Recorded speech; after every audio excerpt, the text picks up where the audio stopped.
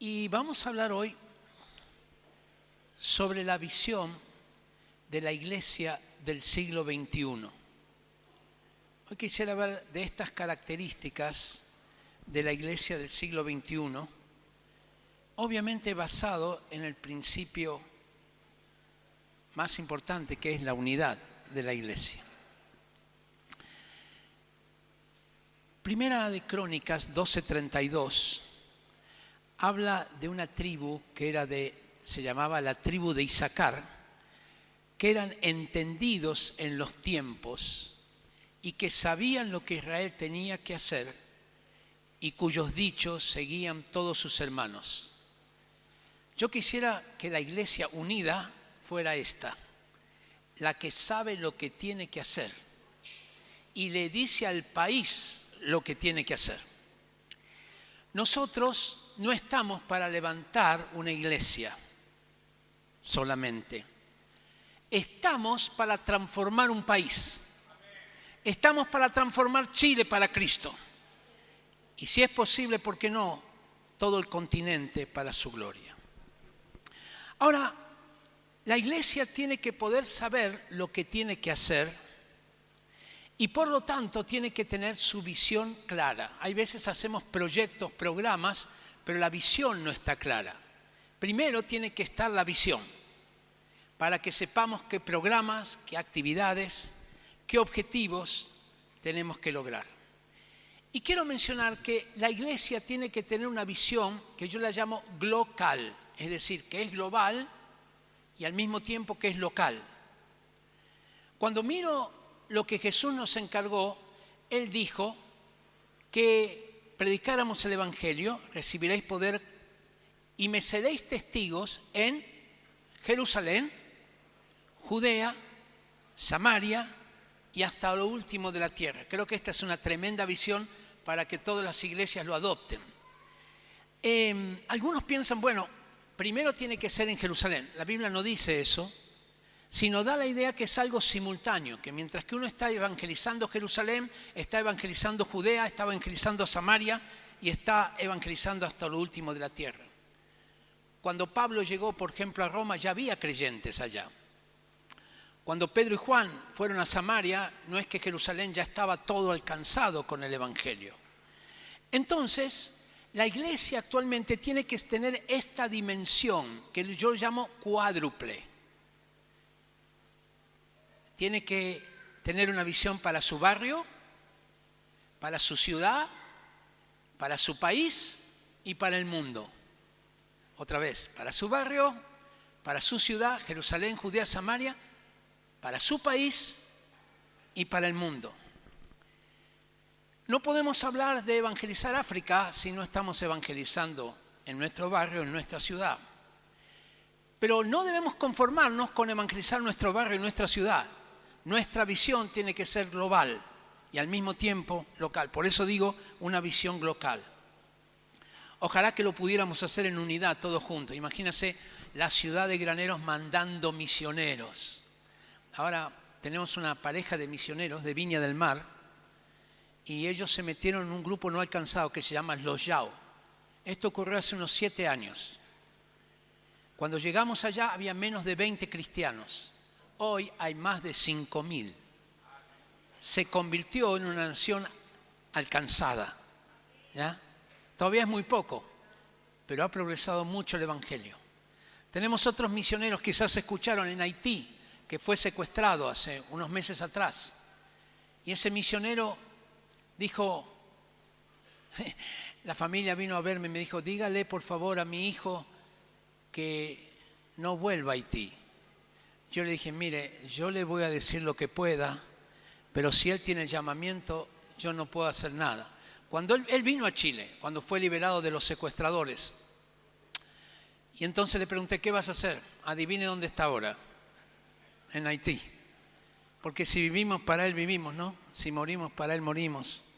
Sea que vivamos o que muramos, somos del Señor. Entonces, yo he visto que muchos países envían misioneros, pero no evangelizan su propio país. Y he visto otros países que toda la concentración es dentro del país, pero no envían misioneros.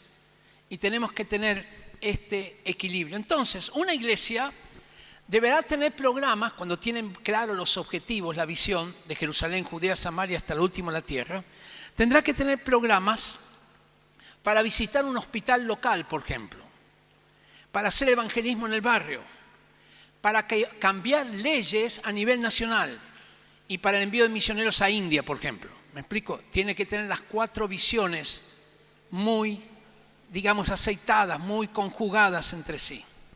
No compiten en recursos, sino que en la iglesia va a haber lugar para cada una de las visiones. Esto es muy tremendo, va a haber lugar, porque el que no esté en una visión estará en otra y no compiten en recursos. Cuando no tenemos esta misión, el ofrendar a las misiones será una pérdida de plata. ¿Se da cuenta de mí por qué, siendo que tenemos que construir el techo de la iglesia? Cuando oramos por misiones, oramos por la China, diremos, bueno, ¿por qué no oramos por los vecinos que están al lado? Y cuando un joven sale al campo misionero dirá, perdimos un joven. Pero cuando uno tiene la visión, es una cuestión de visión, ¿vio? Entonces dirá, este joven es un enviado de nuestra iglesia china. Y este dinero que estamos dando lo estamos ofrendando a este país. Bueno, así que creo que Dios quiere hacer mucho de esto.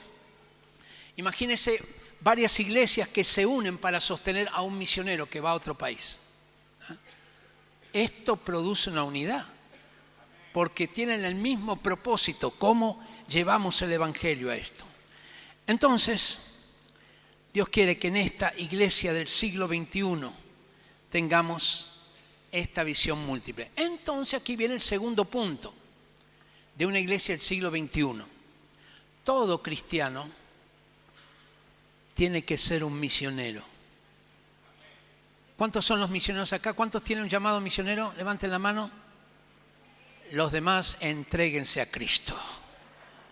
Arrepiéntase de su pecado. Porque en realidad todos somos llamados a tener un llamado misionero. Todos tenemos un llamado misionero. Uno puede obedecerlo o desobedecerlo. ¿Qué es un misionero? Es tener una misión en la vida. Eso es ser un misionero. ¿Qué es ser un misionero? Tener una misión en la vida. Generalmente cuando se habla de misiones, se habla, bueno, un misionero uno se imagina es que está en África, en China, ¿ya? Pero me gustaría que cambiáramos ese concepto y ese paradigma y hablemos de una iglesia misionera con todo el corazón. Personas a las cuales le damos la visión misionera. Esta persona reconoce su vocación, su llamamiento de Dios. ¿Sabe qué es importante esto? Que en las iglesias ayudemos a descubrir la vocación de las personas. Y les ayudemos. Tú eres un médico, vas a ser médico, pero en realidad no vas a ser médico, vas a ser un misionero en la salud. Tú quieres ser profesor, no vas a ser un profesor, vas a ser un misionero en el área de la educación. Tú quieres ser abogado, bueno, vas a ser un misionero en el área de la justicia. Y así en cada lugar, con cada oficio, con cada profesión, con cada actividad, le estamos diciendo, Señor, quiero ser un misionero. Así que no sé cuántos profesores hay acá, levanten la mano los profesores, ya muy bien, renuncien. Y se convierte en misionero al área de la educación. ¿Estamos de acuerdo? Bien, vamos en eso. Entonces, no sé si te das cuenta la increíble proyección que tiene esto. Dicen que en Chile somos entre 3 y 4 millones de creyentes evangélicos. No sé si somos todo eso ya, pero supongamos que sí. Imagínense 3 millones de misioneros. Producimos un cambio profundo en el país, porque todos tenemos la visión y la misión de levantarnos para transformar este país. Ahora, esto no es automático. No es que una persona que es enfermera dice, yo soy una misionera en el área de la salud. No, tiene que haber una decisión. Es algo intencional. Yo tengo que decir, Señor, en estos momentos me consagro a ti y hago de mi profesión mi ministerio. No hay otra manera. no es automático. Tiene que haber una decisión, una entrega de lo que hacemos. Si yo les dijera a las amas de casa, renuncien, van a decir, amén. Pero la verdad es que el Señor lo que quiere hacer es que aún las amas de casa se conviertan, amas o amos de casa, se conviertan en misioneros a través del hogar. Todo lo que respira alabe al Señor. La familia puede ser un elemento de integración y un elemento de evangelización tremendo. Yo me acuerdo cuando el pastor de nuestro hogar, de nuestra iglesia, dijo, ¿ustedes podrían tener en su casa a una chica que se quiere suicidar? Y nosotros vivimos en un 7º piso, con 2 balcones, uno al frente y otro atrás. Excelente lugar para suicidarse. Y teníamos que orar a Dios, Señor, realmente la tenemos que tener. Y Dios nos habló, quiero que la tengan. Vivió con nosotros 2 meses. A los 2 meses mi mamá, con don de revelación, le dijo, yo sé lo que te está pasando. Él dijo, porque ella no sabía, había tenido 2 intentos de suicidio.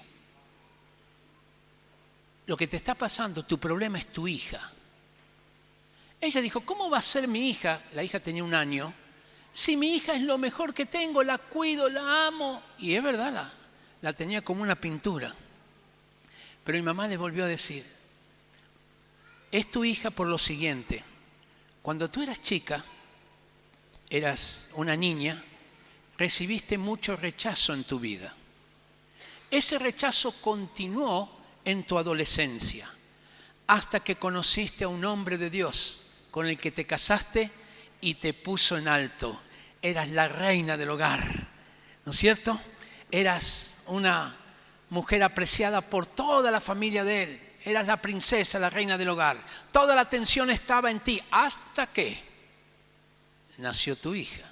¿Qué pasa cuando nace la hija, la nieta, la sobrina?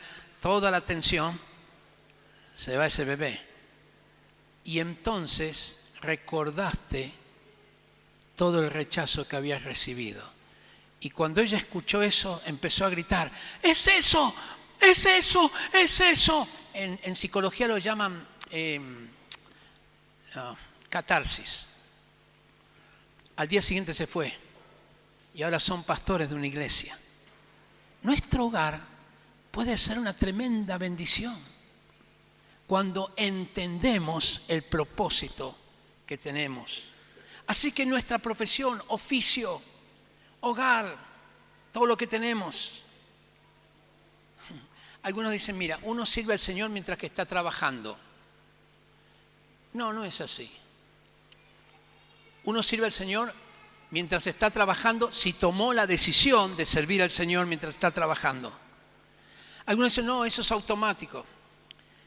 Y ahí tenemos países en Europa que son la gente súper honrada, obediente a las leyes, sus jardines son hermosos, aprendieron los principios bíblicos porque estaban en la educación, pero no son cristianos, son ateos. Es decir, dejaron a Dios, pero siguieron bebiendo de los frutos del Evangelio. Y esto podemos decirlo de varios países europeos. Entonces, no es algo automático. Es importante tomar esta decisión. Yo hasta sugiero a algunos pastores que hagan una ceremonia formal. Pastor, yo quiero desde hoy convertirme en un misionero a través de mi hogar. Ok, oremos. Vamos a mandar a este misionero al área del hogar, como si lo mandáramos a India. Oh, Señor, yo quiero ser un misionero en el área de la construcción. Ok, vamos a orar por él, todos juntos, sin poner las manos, y le vamos a enviar como misionero a la construcción. ¿La construcción en India? No, acá en Graneros. Pero es misionero, ¿se da cuenta? Cuando tenemos esta visión, lo único que queremos es preguntarle a Dios dónde tenemos que ejercer ese llamamiento. ¿Cómo lo tenemos que hacer? ¿Cuándo lo tenemos que hacer? No le preguntamos si tengo llamamiento. ¿Me explico? La respuesta es sí, con acento. Tengo llamamiento. Solo le voy a preguntar al Señor dónde, cómo, cuándo. Y quiero animarles a esto, queridos hermanos. A decirle al Señor, Señor, dime tú dónde, cuándo, para tu gloria.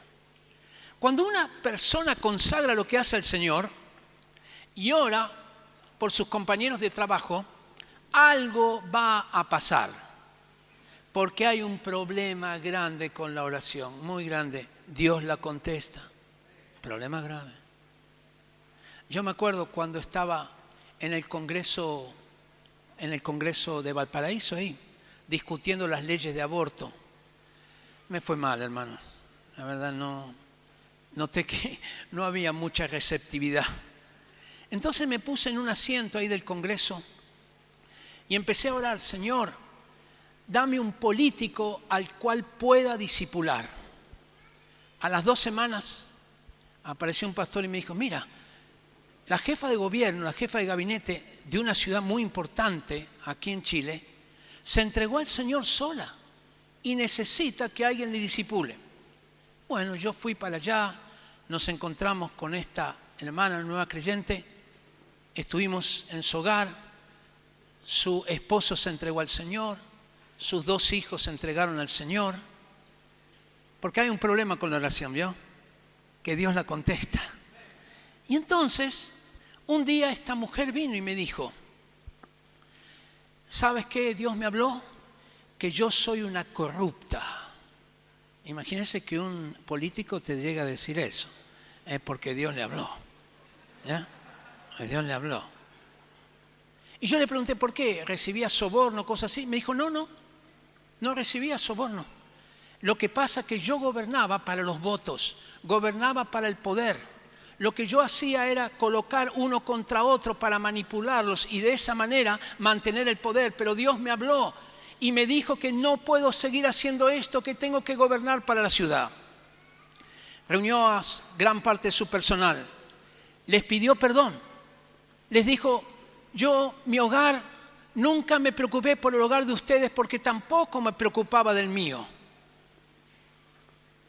Pero ahora encontré a Jesús. Le está hablando a gente no cristiana, ¿ok?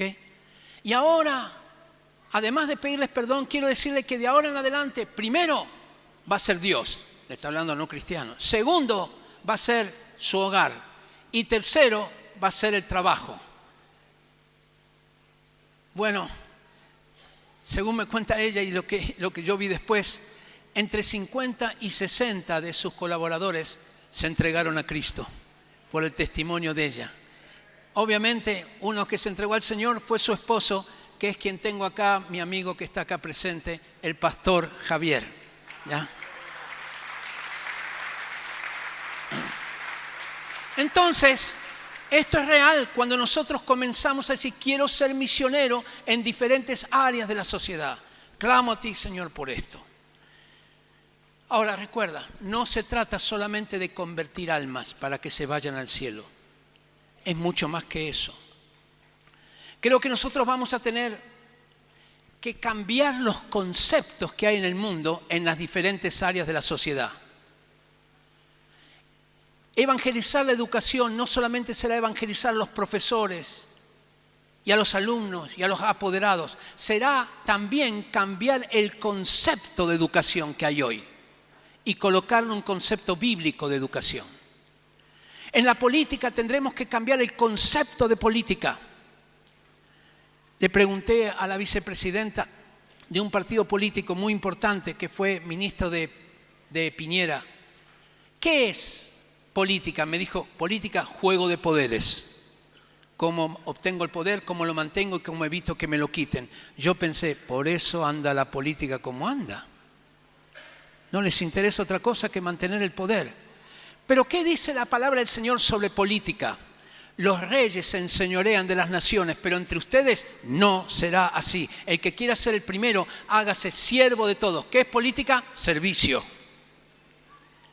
Hay que cambiar el concepto, porque si no puede haber un cristiano que es muy cristiano, pero en política es ateo. ¿Me explico? Porque en lugar de llevar los principios de Dios, lleva los principios que él o que ella aprendieron en la universidad acerca de política, una universidad humanista. Entonces, creo que nosotros vamos a tener que, algunos están decidiendo: ¿qué hago? ¿Me dedico al ministerio, a la obra del Señor, o me dedico a ser un profesional? es decir, a lo secular. Esa diferencia tiene que desaparecer. Colosenses 3:17. Todo lo que hacemos de palabra o de hecho lo hacemos en el nombre de Jesús. Tiene que desaparecer eso. Hay que preguntarle al Señor, Señor, ¿cómo te voy a servir? ¿Como un misionero en la India? ¿Como un pastor? ¿Como un misionero transcultural? ¿Como un médico? ¿Cómo? Pero soy un misionero en el área donde tú me llames. Toda la iglesia tiene que ser misionera, tiene que convertirse en una iglesia militante, tiene que convertirse en una iglesia activa, tiene que convertirse en una iglesia que está para transformar un país y un continente. Así que no hay cosas que son del Señor y otras que no sean del Señor. Obviamente ser un narcotraficante no es del Señor, ¿ok? Pero quiero decir, en los oficios y profesiones normales, lo importante es para quién lo estoy haciendo. Cuando cumples con tu vocación, eres realmente feliz. No busque la felicidad, busque estar en el centro de la voluntad de Dios. Porque al estar en el centro de su voluntad, uno es feliz.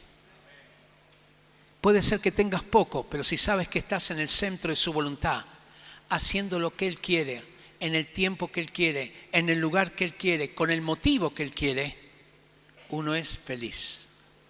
Cuando yo me recibí de abogado, le dije, Señor, ¿qué quieres que sea? ¿Misionero abogado o misionero transcultural? No es lo mismo, ¿eh? Él me dijo, misionero transcultural, abogado, pero misionero transcultural.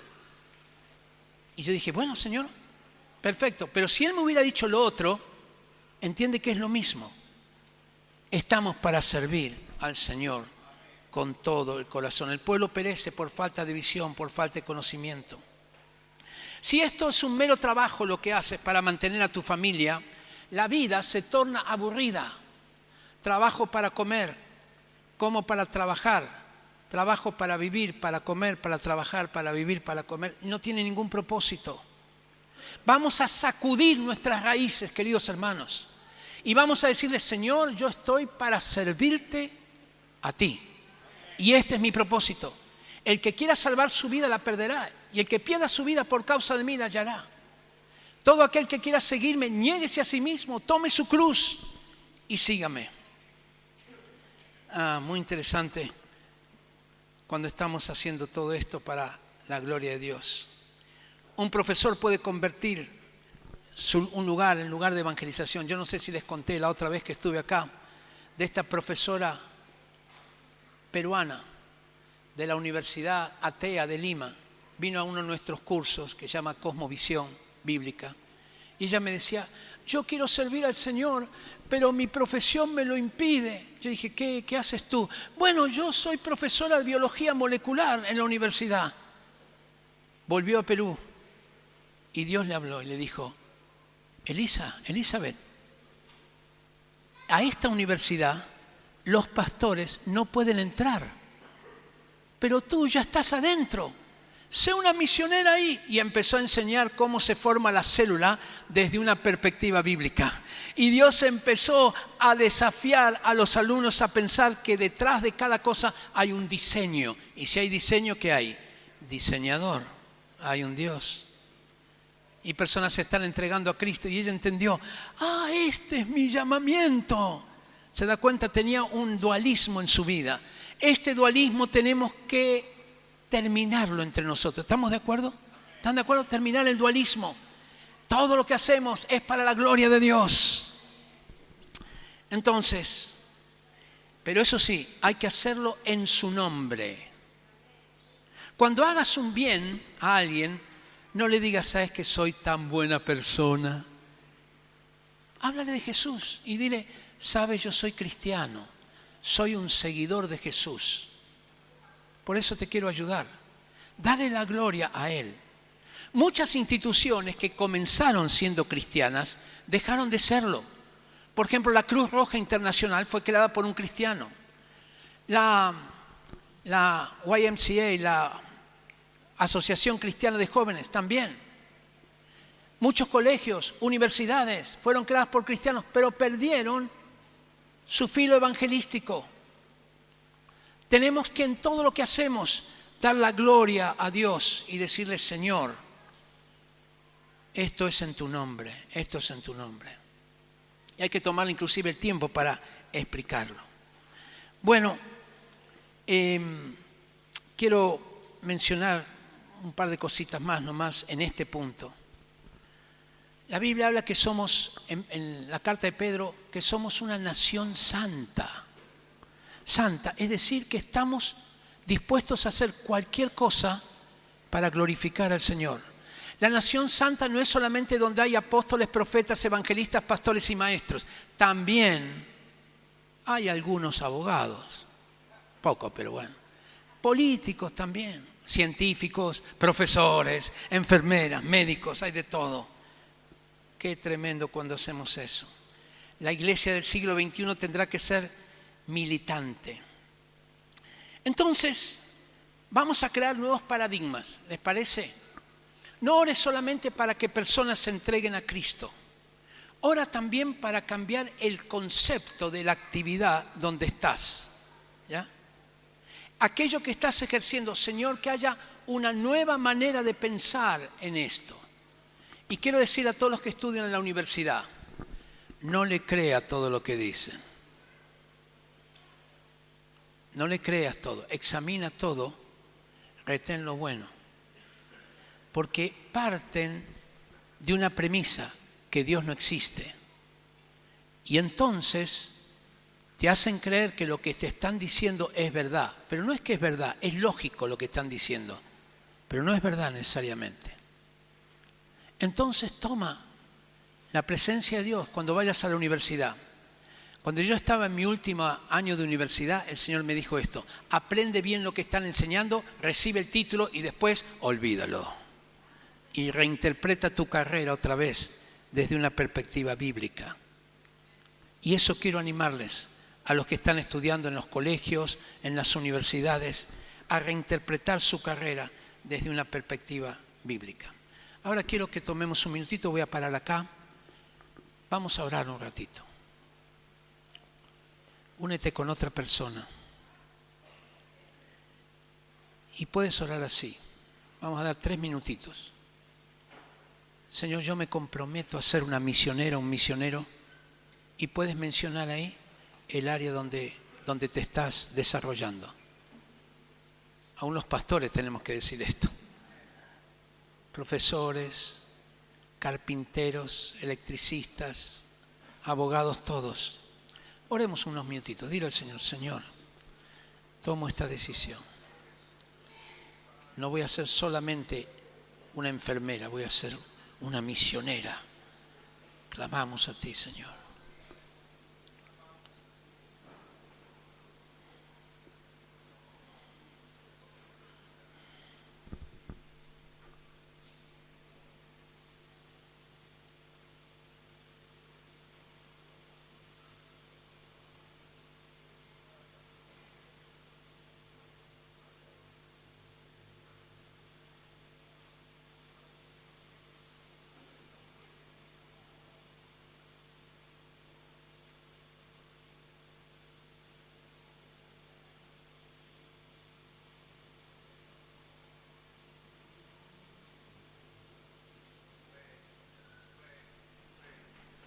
Amén, Señor, gracias.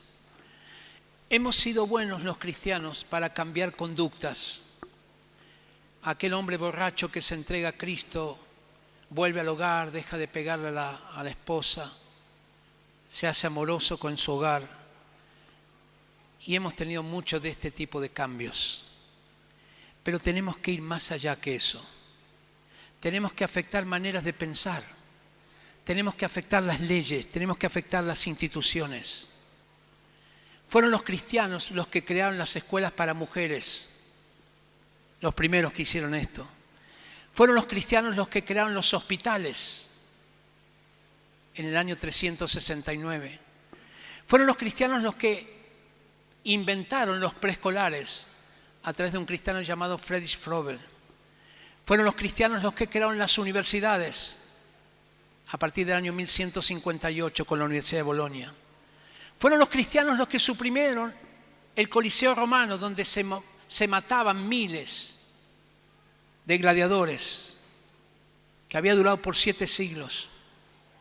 Fueron los cristianos los que terminaron con la ley que obligaba a matar a los niños que nacían sordos o con algún síndrome, con debilidad, en el año 374. Fueron los cristianos los que lograron que los niños no trabajaran 18 horas por día en plena revolución industrial. Fueron los cristianos los que abolieron la esclavitud en Europa a través de William Wilberforce. Fueron los cristianos los que abolieron la esclavitud en Estados Unidos a través de Elijah Lovejoy y también de Harry Beecher Stowe, que escribió La cabaña del tío Tom. Cristianos comprometidos con el Señor. Fueron los cristianos los que produjeron el sistema de lectura para ciegos. Fue un ciego llamado Luis Braille. Fueron los cristianos los que crearon el sistema de señas para los sordos. Se llamaba LEPE. Fueron los cristianos los que crearon tantas cosas para la gloria de Dios. Fueron los cristianos los que hicieron los descubrimientos científicos. Fueron los cristianos los que crearon la ciencia inductiva. Se llamaba Francis Bacon, quien decía que había que estudiar la ciencia para entender la creación y adorar al Creador. Esa era su definición de ciencia. Fueron los cristianos. Nosotros vamos a tener que influir en las áreas de la sociedad. Por ejemplo, ahora tenemos un problema muy grave, es el suicidio de los jóvenes. Y hemos creado un ministerio que se llama Prevención del Suicidio. Y estamos preparando monitores para estar en iglesias y en colegios para ir en contra de este flagelo. Esto vino porque fuimos a un colegio y le preguntamos a 6 chicas, ¿cómo se ven ustedes en 5 años? 3 de ellas nos dijeron muertas. De las 6, 3 muertas. Sin ninguna esperanza. ¿Y quién es la esperanza mejor que le podemos dar? Es a Jesucristo. Por lo tanto, estamos creando, pero además vamos a entrar a ver por una ley de prevención de suicidio, para que nos ayude esto a que sea mucho más factible ayudar a los chicos y a las chicas que están en este problema. Estamos estudiando la ley contra la trata de personas. ¿Por qué es tan importante? Porque este es un flagelo que Chile lo está viendo, pero poco todavía. Lo va a ver en los próximos años, mucho más. Y tenemos que adelantarnos, tenemos que ser los primeros en llegar. Estamos estudiando leyes que vayan en contra del aborto, porque eso es la negación de la vida. Y Jesucristo es el camino, la verdad y la vida. Y no permitimos que haya interferencia desde la concepción hasta la muerte de ningún ser humano, porque la vida Él la da y Él la quita. Imagínense 3 millones de cristianos haciendo esto en unidad. Soñemos juntos, pero no soñemos como si fuera una utopía. Soñemos diciendo, Señor, venga tu reino y hágase tu voluntad, como en el cielo, así también en la tierra. Y Dios llamará también a personas que se dediquen de lleno al ministerio. Y Dios le da una honra especial a estas personas. Efesios capítulo 4 dice que Dios constituyó apóstoles, profetas, evangelistas, pastores y maestros, y que son dignos de doble honra, dice la palabra del Señor. Cuando hubo el conflicto con las viudas griegas, en Hechos capítulo 6, le dijeron a Pedro, ¿cómo lo resolvemos esto? Pedro dijo, encárguense ustedes porque nosotros estamos dedicados a la oración y al ministerio de la palabra. Así que hay que honrar a estas personas que se dedican al ministerio, pero no para decir, ellos son los únicos que son misioneros. No, Señor, todos estamos comprometidos y entregados al Señor. Entonces, también vamos a tener que la iglesia del siglo XXI tiene que prepararse espiritualmente e intelectualmente. Mucho de nuestra teología ha sido un poco antiintelectual. Y creo que esto lo tenemos que cambiar. Va a tener que ver personas que son secos en su área, científicos maravillosos, astrónomos, matemáticos, historiadores, sociólogos, psicólogos, pero que están llenos del Espíritu Santo y que tienen su fundamento en la Biblia. Colosenses 1:9 dice así, que Pablo dice que ora por nosotros para que tengamos inteligencia espiritual. Inteligencia espiritual. Yo lo llamaría espíritus inteligentes. Personas que son bien versadas en alguna materia o en varias, pero al mismo tiempo dependen del Espíritu Santo. Personas que quieren estudiar para la gloria de Dios. Hay veces lo que está pasando es que los que van a estudiar pierden la fe, cuando no debería ser así.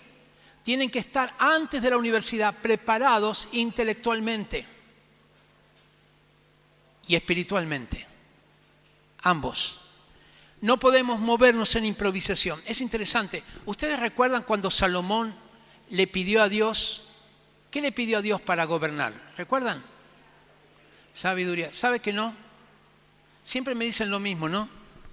Pero no. Fíjese, 2 Crónicas 1:10, dice que le pidió sabiduría y ciencia. ¡Wow! ¿Entiende? Era conocimiento. No era solamente sabiduría. Así que él tenía sabiduría para discernir a qué mamá debía darle un hijo. ¿Recuerdan cuando se peleaban dos mamás por un hijo? Así que él tenía una sabiduría. Pero dice también, Primera Reyes 4:32, que él compuso 3.000 proverbios, 5.000 cantares, es decir, estaba en el área del arte. Y también disertó sobre los árboles, desde el cedro hasta el hisopo.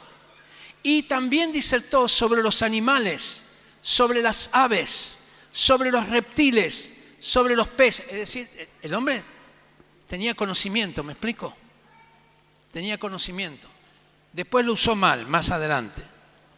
Pero él tenía conocimiento. No era solamente sabiduría espiritual, tenía conocimiento. Entonces, voy a pedir que cada uno de los que está estudiando estudie más. Y los que no están estudiando, que estudien. Y esto va para nosotros los pastores. Los pastores tenemos que prepararnos no solamente en la Biblia, pero tenemos que conocer bien la Biblia. Pero quiero animarles a prepararse en consejería, en administración, en filosofía, en otras áreas también. Y los otros que van a las otras áreas de la sociedad, los misioneros, también tienen que prepararse y ser instruidos y ser aptos para enseñar. Porque un cristiano tiene que saber lo que cree y por qué lo cree.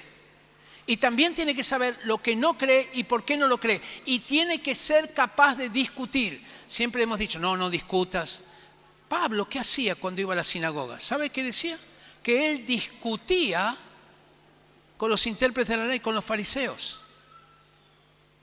Jesús tenía una preparación muy interesante. Era muy sabio en todo lo que contestaba. Si uno ve el discurso de Esteban, él conocía toda la historia de Israel. Es decir, era versado en la historia.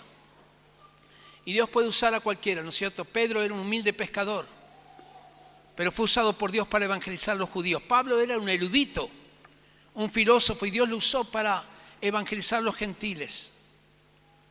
Los pastores y los cristianos en general tenemos que prepararnos para contestar las preguntas difíciles, las que están ahora propias de la ideología de género, por ejemplo. ¿Ya? ¿Por qué un varón no puede ser mujer? ¿Y por qué una mujer no puede ser varón? Preguntas difíciles que tendremos que estar preparados para que aquel que nos demande razón de nuestra fe, como dice el apóstol Pedro. Pero al mismo tiempo, esta iglesia tendrá que ser totalmente dependiente del Espíritu Santo, que adora a Jesús en espíritu y en verdad, que no es mística, pero tiene sus ojos en el cielo y sus pies en la tierra, y que busca que el reino de Dios se acerque a la tierra. No es que se va a imponer, pero se va a acercar. Una iglesia que ve la venida de Cristo como un aliciente para predicar el Evangelio, para extender su reino, y no como una excusa para permanecer pasiva. Bueno, como el Señor viene pronto, ¿qué va a ser? Será lo que será, que sea lo que Dios quiera. Y ponemos hasta la cara, ¿no? En lugar de tener una actitud, es una actitud pusilánime. En lugar de tener una actitud, te entrega el Señor y dice, Señor, estoy aquí para que el reino de Dios se acerque. No podremos tener una actitud alienante, pasiva, pesimista, que las cosas van a ir de mal en peor. Si van de mal en peor, no es asunto nuestro. Nosotros tenemos un mandato, ser sal y luz. Ustedes son la sal de la tierra. Pero si la sal pierde su sabor, ¿con qué será salada? No sirve más para nada sino para ser echada fuera y hollada por los hombres. Ustedes son la luz del mundo. Una ciudad asentada sobre un monte no se puede esconder, ni se coloca la luz debajo del almud, sino en el candelero para que alumbre a todos los que están en la casa. Así alumbre vuestra luz delante de los hombres. ¿Hasta dónde vamos a ser sal? No sabemos. ¿Hasta dónde vamos a brillar en medio de la oscuridad? No lo sabemos, pero tenemos un mandato, no ser pasivos, ser militantes. Y esa es la actitud que los cristianos tenían. Esperaban la segunda venida, pero no dejaban de predicar y extender el reino por todo el mundo. Así eran los cristianos del primer siglo. Tendremos que tener personas de oración. ¿Recuerdan cuando le preguntaron, ¿es lícito pagar al César el tributo? Eso es muy hábil, ¿no? A ver, muéstrame la moneda. ¿Qué cara hay acá la del César? Bueno, den al César lo que es de César y a Dios lo que es de Dios. Bueno, pero tú, ¿con qué autoridad haces esto? Bueno, yo también les hago una pregunta. ¿El bautismo de Juan era de Dios o de los hombres? No sabemos. Bueno, yo tampoco les digo con qué autoridad hago esto. Está interesante cómo él actuaba. Entonces, cuando Esteban argumentó con ellos, dice que no lo podían resistir, se enfurecían, porque el principio de la sabiduría es el temor de Jehová. Pero eso no quiere decir que nos quedemos ahí. Podemos al principio de la sabiduría agregarle un diplomado, un magíster, un título, un doctorado y crecer, siempre y cuando sea para la gloria de Dios. No le temamos a la verdad. Nietzsche, que era un autor ateo, decía, los cristianos le tienen miedo a la verdad. No, no le tenemos miedo. ¿Sabe por qué? Porque la verdad no es un concepto, es una persona. Y como esta persona la conocemos, de ahí viene toda verdad. ¡Wow! ¡Qué lindo! Pobre Nietzsche, murió esquizofrénico. Bueno, entonces un poco, verdaderamente, es verdad. Un poco de ciencia aleja de Dios, pero mucha ciencia te acerca a Dios. Yo tengo amigos científicos maravillosos que glorifican a Dios todo el tiempo y son doctores en bioquímica, astrónomos profesionales. Todos chilenos, maravilloso, increíble, hombres de Dios y mujeres de Dios, tremendo. Como esta chica que les conté, Elizabeth, profesora de biología molecular. Entonces, vamos a estar preparados para dar razón de nuestra fe. Sin embargo, esta preparación intelectual no debe desviarnos de otro de los elementos de la iglesia. Una iglesia llena del poder del Espíritu Santo. Las señales y milagros acompañan a los que creen. Ahora es interesante que mientras las personas iban predicando el Evangelio, las señales y milagros les seguían. Es decir, esto de ¿para qué quiero milagros y señales? Para predicar el Evangelio. Las señales y milagros son muy importantes porque hay gente que solamente viendo va a creer. Ahora quiero decirte también que va a haber gente que aún viendo no van a creer. ¿Ok? Aún viendo no van a creer. Yo cuando estudiaba abogacía, tenía un compañero ateo. Estudiaba 4 carreras simultáneamente. Era además autodidacta en psicología y autodidacta en filosofía. Era terrible conocimiento que tenía. Pero un día él faltó a la universidad y a las semanas siguientes yo le dije, oye, ¿sabes qué? Me di cuenta que faltaste. Y él me miró y me dijo, ¿quién eres tú? ¿Qué tienes tú que los demás no tienen? Así me dijo. Yo dije, mire, lo único que se me ocurre que tengo, que los demás no tienen, es a Cristo. ¿Dónde lo encuentro?, me dijo. Bueno, vamos a tener una reunión en una plaza. Voy, ¿a qué hora es? Bueno, ahí voy a estar. Y vino. Terminó la reunión, me dijo, ¿dónde es la próxima reunión? Bueno, va a ser el domingo en la iglesia. ¿A qué hora es? A las 7, ahí voy a estar. Y vino también. Y empezó la alabanza. Y él se apartó un poquito. Estábamos en lugares diferentes. Y en ese momento, en medio de la alabanza, este muchacho, ¡pum!, al piso. En mi iglesia había 600 personas. Nadie se cayó al piso, porque era el tiempo en que uno no se caía al piso ni que lo empujaran. ¿Ya? Se cayó al piso. Y de pronto empezó a hablar una cosa rara. Y con una cara de alegría, estaba borracho completamente, pero no de vino. Y trataban de hablarle en castellano y no podía hablar castellano. El ateo, el único. Mi teología se me fue abajo porque, como un ateo. Pero la Biblia dice que las lenguas fueron dadas por señal a los que no creen. Y entonces seguía ahí, entienda, ninguno de los 600 se cayó al piso, nada. Era él, el ateo, el único que se cayó al piso. Nadie le impuso la mano, nadie lo conocía. ¡Bum! Y no podía hablar castellano y con un rostro lleno de alegría. Pero iba a empezar la predicación, así que lo tuvieron que sacar porque el tipo seguía. Y entonces lo llevaron a casa. Me dijeron, Ricardo, anda a verlo. Yo fui a verlo y cuando fui, ¿pero qué te mata? Estuve un buen tiempo con él hasta que me fui. Al otro día me dijeron, él se despertó y dijo, esto nunca me sucedió. Y siguió siendo ateo. Nunca me sucedió. Porque su Dios, ¿qué era? La razón.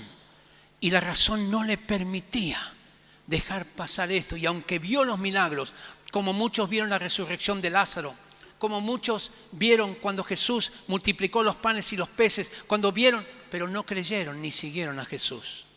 Sin embargo, muchos sí creyeron. Por eso tenemos que volver a las señales y milagros de una iglesia unida. Y es interesante cuando, mañana hablaré un poco más de esto, pero cuando el libro de Hechos dice que estaban todos unánimes juntos, la importancia de la unidad de la iglesia para que Dios pueda entrar a hacer milagros. Dice que Dios, cuando estaban todos unánimes juntos, añadía a la iglesia los que habían de ser salvos. Obraba milagros. ¿Ya?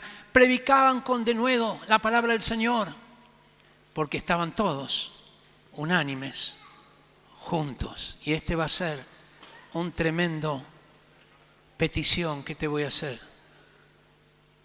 Oremos por la unidad de la iglesia, queridos, para que el mundo crea, como decía nuestro pastor anteriormente. Será muy importante, muy clave. Hablaremos más de esto mañana. Una iglesia con el poder del Espíritu Santo. Juan 7:31, muchos de la multitud creyeron en él y decían, el Cristo cuando venga hará más señales que las que éste hace. Marcos 16:17, estas señales acompañarán a los que han creído, en mi nombre echarán fuera demonios, hablarán en nuevas lenguas. Hechos 2:43, sobrevino temor a toda persona y muchos prodigios y señales eran hechas por los apóstoles. Romanos 15:19, con el poder de señales y prodigios en el poder del Espíritu de Dios, de manera que de Jerusalén y por los alrededores hasta Ilírico he predicado en toda su plenitud el Evangelio de Cristo. ¡Qué tremendo! Como dije, las señales no son seguridad que las personas se van a entregar a Cristo, pero les dan una posibilidad concreta. No las desestimemos. Tendremos que experimentar dos tipos de dones. Los dones de revelación. Que una persona entre y le podemos decir, esto te pasó. Y se entrega a Cristo. Yo estaba en mi oficina y vino una mujer, una profesora, con un empresario. Yo conocía a la profesora, pero no al empresario. Y el Señor me dijo, dile a este hombre que se quite las caretas y pare de pecar. Y le dije, ¿cómo le voy a decir eso? Si ni lo conozco, el Señor me dijo, dile eso. Y le dije, disculpe, Señor, pero el Señor me está hablando que usted debe quitarse las caretas y parar de pecar. La profesora dio un paso hacia atrás, después ya me confesó, yo pensé que él te pegaba, pero no me pegó. Hubo un par de diálogos más y se fue. Pasaron 2 meses y vino y me dijo, aquella palabra que usted me dio cambió mi vida. Porque yo tengo una familia. Todos saben qué hermosa familia, pero eso es una careta. Mi realidad es que yo tengo un amante. Esa es mi realidad. Pero cuando yo escuché esa palabra de parar de pecar y quitarme las caretas, fui y hablé con mi amante y terminé la relación con ella. Hablé con mi esposa, le confesé el pecado. Fuimos a un seminario de matrimonio, fuimos restaurados y ahora queremos ser misioneros para Dios. La palabra de Dios puede liberar. Iba en un avión entre Hamburgo y Londres y estaba en la mitad del avión, en ese asiento del medio, ¿vio? Que a uno no le gusta. Y a la izquierda estaba mi esposa, a la derecha un pasajero y de pronto el Espíritu Santo me dice, dile al pasajero que está al lado. Le dije, ay no, Señor. Dile al pasajero que está al lado, que está en una cárcel, que yo lo quiero liberar, que se vuelva a mí. Y yo miré al pasajero y dije, mire, Señor, sabe que estuve orando por usted. Y el hombre sabe que me dijo, ay, muchas gracias. Con eso me animó. Entonces, mire, y el Señor me habló que usted está en una cárcel y que Dios lo quiere liberar, que se vuelva a Él. Y él me miró y me dijo,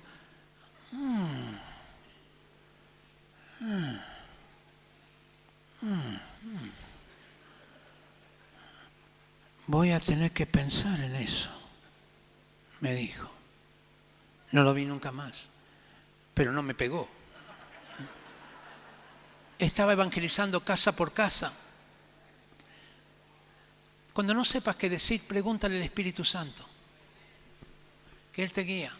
E íbamos con otro amigo y mi amigo estaba evangelizando y la mujer dijo, no los puedo recibir. Mi amigo dijo, denos 1 minuto.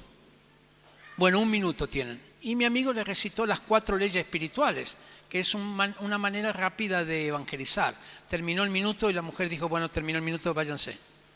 Y el Espíritu Santo vino y me dijo, dile a esta mujer, cuéntale la historia de la mujer adúltera. Y yo le conté la historia en 30 segundos y cuando terminé ella me dijo, esa mujer soy yo. Y se entregó al Señor. Nosotros podemos usar para evangelizar los dones del Espíritu Santo. Pero esto sí, no inventes. Para tener los dones del Espíritu Santo hay que pasar tiempo con el Señor, en intimidad con Él, que Él te revele. No vaya a decir cualquier cosa. No, el Espíritu Santo me dijo que tú te tienes que casar con Él. No digan barbaridades, ¿ya? Vamos a hacer... Hay mucha gente que estoy escuchando que dice que Dios le habló y no le habló nada, porque te das cuenta en los frutos. Porque hay que pagar un precio para eso. Isaías 55:1. Venid, comprad sin dinero y sin precio, pero hay que comprarlo. ¿Cuál es el precio que hay que pagar? Isaías 55:3. Inclinad vuestro oído. ¿Puede inclinar el oído? ¿Cómo se inclina el oído? A ver. Y cuando uno no escucha bien, ¿qué hace? Lo inclina más. ¿Cómo? Porque quiere escuchar. Ese es el precio que hay que pagar. Hay que estar en la presencia del Señor hasta que Dios hable. La oración no se termina cuando yo digo amén. La oración se termina cuando Él dice amén. Cuando Él habló. Y hay veces nuestras oraciones no son contestadas porque no le dimos tiempo a que Él hable. Señor, estoy en un apretón económico, ayúdame, bendíceme, gracias Señor, chao, amén. Y el Señor dice, ¿y yo cuándo hablo? Y la fe viene por Él oír, no viene por Él hablar. Es por Él oír. Y cuando Dios te dice una cosa, es maravilloso. Estábamos con mi familia en Estados Unidos, ya no teníamos más plata, y dije, capaz me tengo que volver. Y el Señor me dio una revelación tremenda, hermanos, que si la puedes anotar te servirá todos los días de tu vida orar. Ok, entonces oramos, ¿no? Y oré por 3 días. Y al tercer día el Señor me dijo, te voy a dar en abundancia. Sería muy largo contarle la historia. Pero ese día, ese tercer día, no antes ni después, vino una vecina. Me dijo, encontré un folletito que dice, organización misionera arrienda casas a misioneros a 1/3 de su valor. Yo dije, esa es mi salvación. Estábamos en el año 2000 y el folleto todo arrugado así. Y cuando leo decía 1948, 1980, digo, esta organización no debe existir. Pregunté por todos lados, nadie la conocía. Y uno que vivía en la zona me dijo, mira, si llega a existir debe haber una lista de espera de acá a 3 años. Yo fui hasta el lugar y existía. Y me dijeron, sí, tenemos casa. Usted me dijo, claro, para 1 millón tenemos. Yo pagaba $1000. ¿Cuánto sale la casa acá? 275. Ah, qué bien. ¿Y qué tengo que comprar? Nada, porque viene toda amoblada. Ay, qué bueno. Y además tenemos todo un salón, que era más o menos la mitad de este salón, lleno de ropa, zapatos, todo eso. Usted, como es misionero, puede sacar para toda su familia gratis. ¡Ay, tremendo! Y también tenemos otro lugar donde vienen todos los días queques, pan, algunas verduras, pueden sacar de ahí también gratuitamente. ¡Ay, es tremendo! Y después, no aplaudo todavía, que todavía no terminé. ¿Qué? Ahora cuando termine puedo aplaudir ya. Entonces después fuimos para el día de fin de año, acá está mi hijo también, y dice, dígale a su hijo, las iglesias del lugar, que haga una listita de regalos que desearían. Mi hijo hicieron la listita. Y le regalaron de todo. Mi hijo me decía, papá, quedémonos siempre acá, que está bárbaro la nave. Pero había un problema, un solo problema. Estábamos cerca de una ciudad que se llama Orlando. Y en Orlando hay una cosa que se llama Disney World. Pero Disney World es muy caro. Entonces oramos al Señor. Y de pronto fui a una iglesia y aparece un hombre y me dice, dígame, hermano, ¿a usted no le interesaría ir a Disney World? Sí, me interesaría, porque tengo 15 entradas para regalarle. Y cada entrada vale para 4 parques, cada una. Así que fuimos bastante. ¡Qué maravilla este Dios! ¡Qué maravilla este Dios! Entonces, vamos a dejar que lo sobrenatural de Dios venga a nosotros en el área de la revelación. Pero también puede ser el área de poder. Sanidad, expulsión de demonios, resurrección de muertos, calmar tempestades, frenar incendios. Todo eso dice Hebreos 11. Imagínense. También hombres y mujeres que se levanten en el área de la revelación y en el área del poder. Pero son milagros y señales que Dios hace. ¿Y sabe por qué es tan importante esto? Porque tendremos que luchar.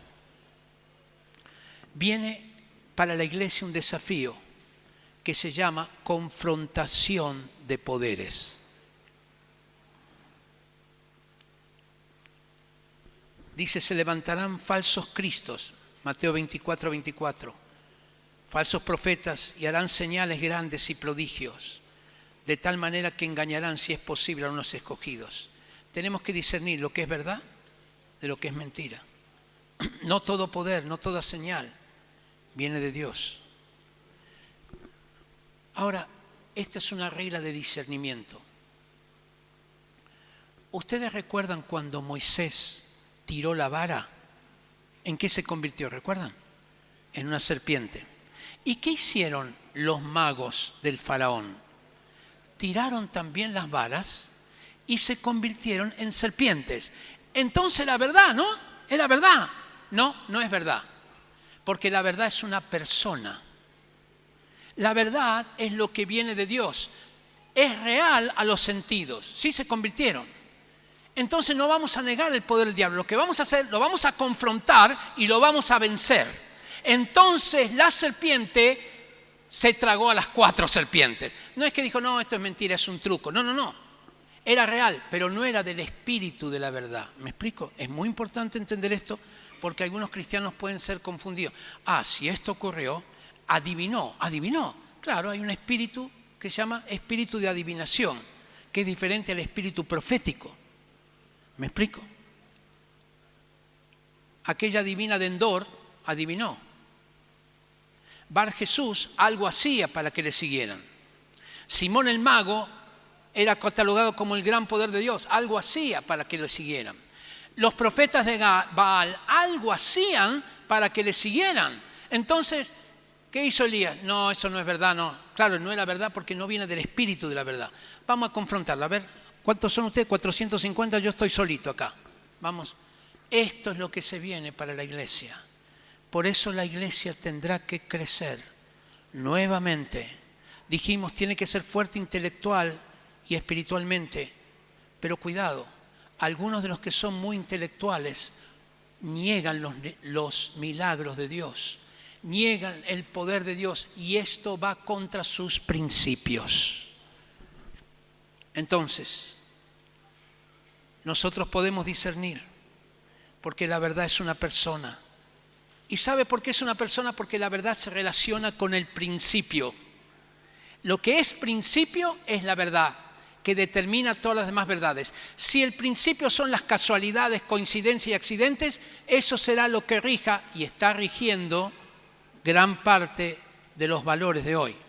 Pero en cambio, si en el principio creó Dios, Él es la primera verdad y todas las verdades están unidas a Él. Por lo tanto, ya no hay verdades sagradas y verdades seculares. Toda la que respira alaba al Señor, y también lo que no respira. Salmo 148, sol, luna, lucientes estrellas, todo proclaman el nombre del Señor.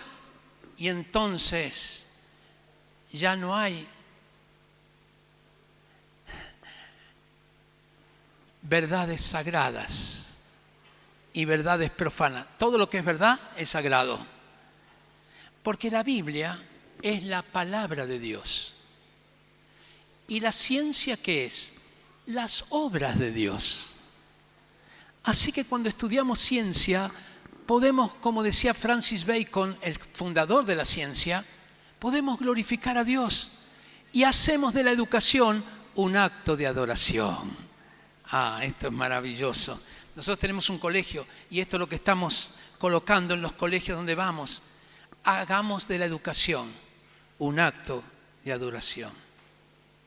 Bueno, el enemigo es mentiroso desde el principio. Por lo tanto, para crecer en poder, vamos a tener que desarrollar algunas disciplinas espirituales. El ayuno, la oración, la contemplación, la adoración, el compartir el Evangelio con otros, que son las sandalias del Evangelio de la paz, el odiar el pecado, vestidos con la coraza de justicia.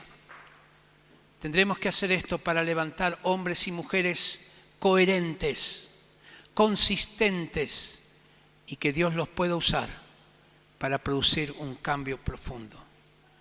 Entonces, llevo 58 minutos y voy a terminar acá, porque el próximo se llama una iglesia que influye en la sociedad. Ese es el próximo punto que vamos a tocar. Dios les bendiga.